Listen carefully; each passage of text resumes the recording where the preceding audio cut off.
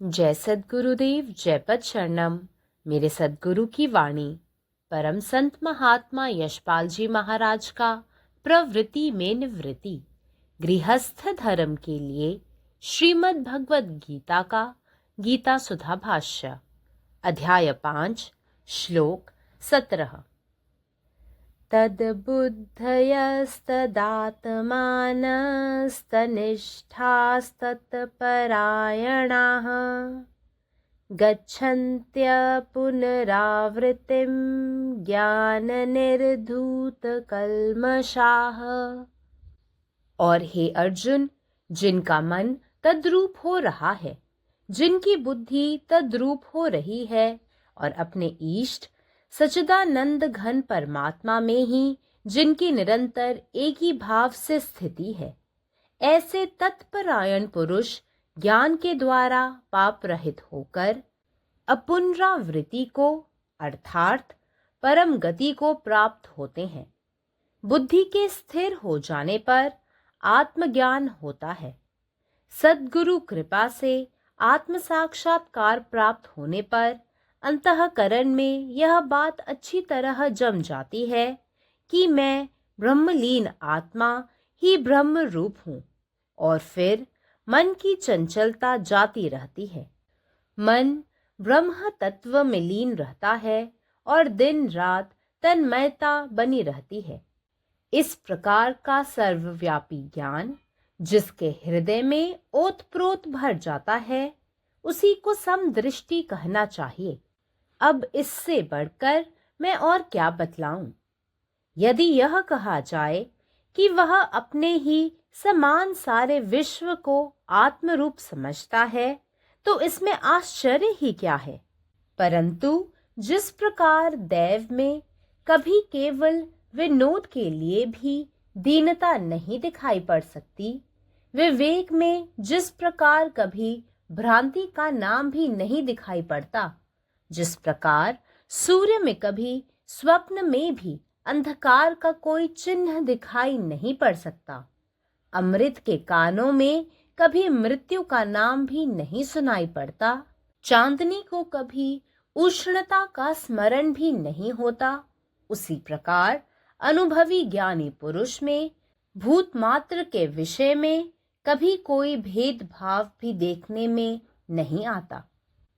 By the grace of the Sadguru, one who has gained an experience of the inner reality, realized and seen his own self, Atman, with spiritual eye, and known that Brahman and self are one and the same, such a sage thereafter, in all his various personal identities, comes to live in unison with that lived experience of divinity. His intellect gets, as it were, absorbed in that experience, and his mind cannot but sing the song of godliness through every one of its emotions. He becomes ever intent upon the infinite bliss that he has realized as the essence in him. To such an individual, the very goal is nothing but that self which he has tasted once and found to be eternal and unlimited. He lives in Brahman alone. He rejoices in the self alone.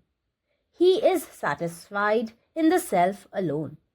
He is contented in the self alone. Such a sage never comes back to the sansara, as his sins have been dispelled by knowledge.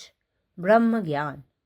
ओम నా సద్గురు సందేశము గీతాసుధ ప్రసద్ మహాత్మా శ్రీ యశ్పాజీ మహారాజ్ వారిచే ప్రతిపాదించబడిన ప్రవృత్తిలో నివృత్తి గృహస్థ మార్గంలో గీతా భాష్యము అధ్యాయము 5 కర్మ సన్యాస యోగము శ్లోకం 17 తద్బుద్ధయస్తదాత్మాన తన్నిష్టా తత్పరాయణాః గత్యంత్య పునరావృత్తిం జ్ఞాన నిర్ధూత కల్మషాః.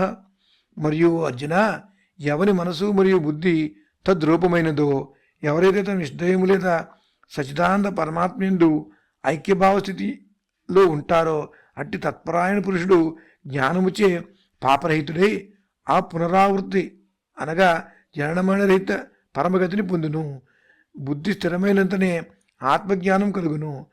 సద్గురుదేవుని కృపచే ఆత్మసాక్షాత్కారం పొందిన పిమ్మట నేను బ్రహ్మరూపుడును, బ్రహ్మలేని ఆత్మను అనే విషయము అతని అంతఃకరణలో బాగుగా స్థిరంగా నిలిచిపోతుంది. తరువాత మనోచాంచల్యము తొలగిపోతుంది. మనసు పరమాత్మ తత్వం ముందు లీనమవుతుంది. రాత్రి పగలు తన్మయత్వం కలుగుతూ ఉంటుంది. ఈ విధమైన సర్వవ్యాపక జ్ఞానము ఎవరి హృదయంలో మేళవించబడి ఉంటుందో దానినే సమదృష్టి అని అనాలి. ఇక ఇంతకన్నా నేనేమీ చెప్పను. ఒకవేళ అతడు తనతో సమానంగా సమస్త విశ్వమును ఆత్మస్వరూపంగా భావించినట్లయితే అందులో ఆశ్చర్యమేముంది? అయితే భగవంతుని యందు కేవలము వినోదం కోసమైన దీనత్వం ఏ విధంగా కనిపించదో, వివేకములో ఏ విధంగా నామమాత్రంగా అయినా భ్రాంతి అజ్ఞానం కనిపించదో, సూర్యుని యందు స్వప్నంలో కూడా చీకటి చిహ్నము ఏ విధంగా కనిపించదో, అమృత యొక్క చెవుల్లో మృత్యు యొక్క పేరు కూడా ఎప్పుడు ఏ విధంగా వినిపించదో, ఉష్ణము యొక్క స్మరణ వెన్నెలకు ఎప్పుడునూ ఏ విధంగానూ కలగదో, అదే విధంగా అనుభవజ్ఞానం కలిగిన పురుషుల్లో ప్రాణుల విషయంలో ఎప్పుడు ఏ విధమైన భేదభావము కనిపించదు. పరమాత్మ నీవే ఉన్నావు, నీ ఇష్టమే నెరవేరాలి. జయ సద్గురుదేవ్, జయ ప్రసరణం. जय गुरुदेव, जय पदशरणम. अध्याय 5 श्लोक 17.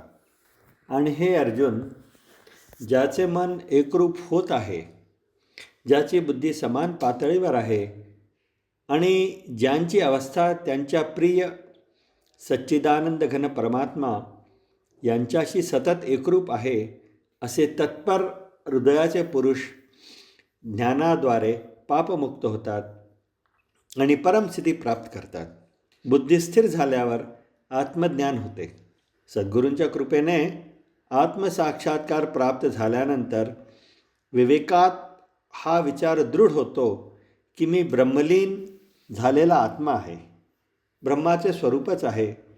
आणि मग मनाची चंचलता दूर होते. मन हे ब्रह्मतत्वात लीन राहते आणि रात्रंदिवस लीन राहते. ज्यांचे हृदय अशा प्रकारच्या सर्वसमावेशक ज्ञानाने भरलेले आहे त्यांना समदृष्टी म्हटले पाहिजे. मी आणखी काय सांगू? जर असे म्हटले की तो संपूर्ण विश्वाला स्वतःसारखेच मानतो तर त्यात आश्चर्य काय आहे? पण ज्याप्रमाणे देवामध्ये मनोरंजनासाठी देखील नम्रता कधीच दिसत नाही, ज्याप्रमाणे ज्ञानात स्वप्नात देखील भ्रमाचा मागमूस कधीच दिसत नाही, ज्याप्रमाणे सूर्यामध्ये स्वप्नात देखील अमृताच्या कानात मृत्यूचे नाव कधीच ऐकू येत नाही, चंद्रप्रकाशाला कधी उष्णता आठवत नाही, त्याचप्रमाणे अनुभवी ज्ञानी माणसामध्ये भूतकाळाबद्दलही कधीही भेदभाव हा दिसून येत नाही. जय गुरुदेव.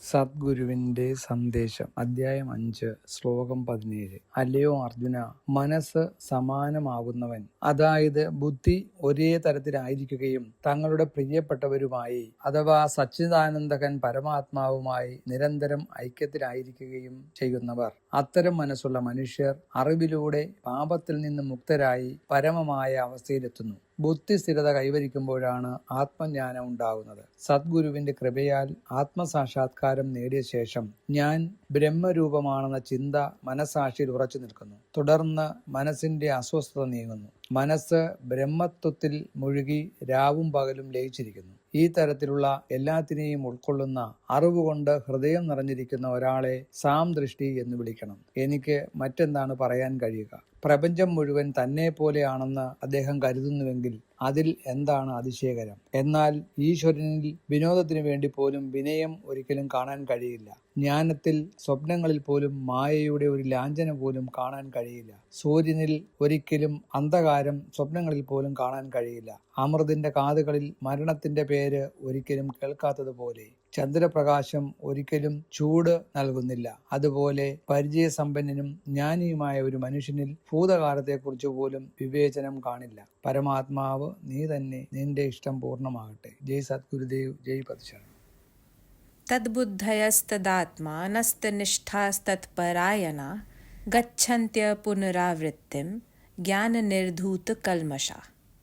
हे अर्जुन, जकर मौन तद्रूप भऽ रहल अछि, जकर बुद्धि तद्रूप भऽ रहल अछि આજે अपन इष्ट सच्चिदानंद घन परमात्मा में निरंतर एक ही भाव से स्थित अछि, एहन तत्परायण पुरुष ज्ञान स पाप रहित भ क अपुनरावृत्ति माने परम गति के प्राप्त करैत अछि। बुद्धि जखन स्थिर भ जाइत अछि तखने आत्मज्ञान होइत अछि। सद्गुरु कृपा सँ जखन आत्म साक्षात्कार प्राप्त होइत अछि तखन अंतःकरण में ई नीक सँ पैसि जाइत अछि जे हम जे ब्रह्मलीन आत्मा छी, हम ही ब्रह्मस्वरूप छी। आ तखन मौनक चंचलता समाप्त भ जाइत अछि। मौन ब्रह्म तत्व में लीन रहैत अछि आ दिन राति तन्मयता बनल रहैत अछि। एहि प्रकारक सर्वव्यापी ज्ञान जकर हृदय में भरि जाइत अछि ओकरे समदृष्टि कहबाक चाही। आब एहिसँ बेसी हम आर की कहू।